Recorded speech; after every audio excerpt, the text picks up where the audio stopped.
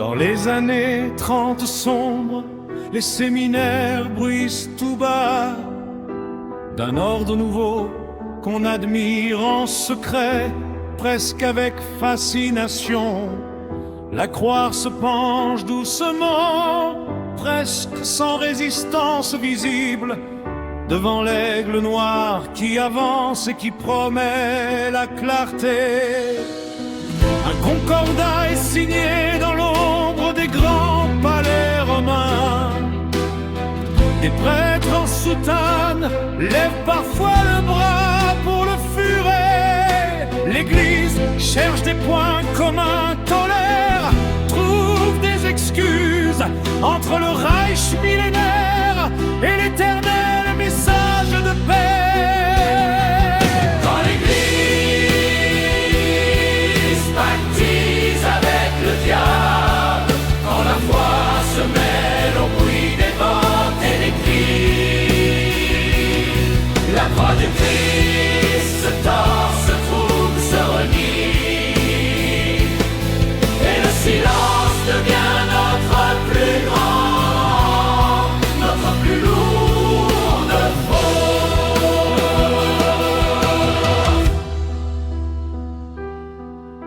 Des évêques admirent en secret la force et la discipline. Des curés basculent, convaincus par l'ordre et la nation. La croix et la croix gammée se croisent un instant maudit dans un pacte que personne n'ose vraiment nommer. Puis vient la défaite, les rats quittent le navire en hâte. Mais les portes du Vatican restent entr'ouvertes pour certains. Ceux qui ont semé la mort trouvent refuge et un nouveau départ, sous la protection discrète de ceux qui prient en latin Quand l'Église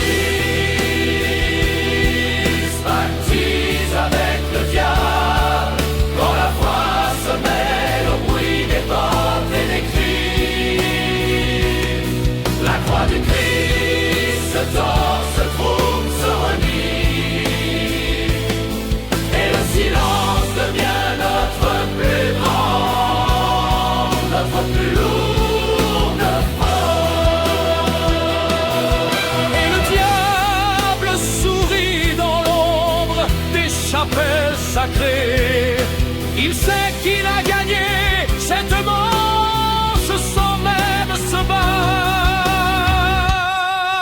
Quand l'Église pactise avec le diable,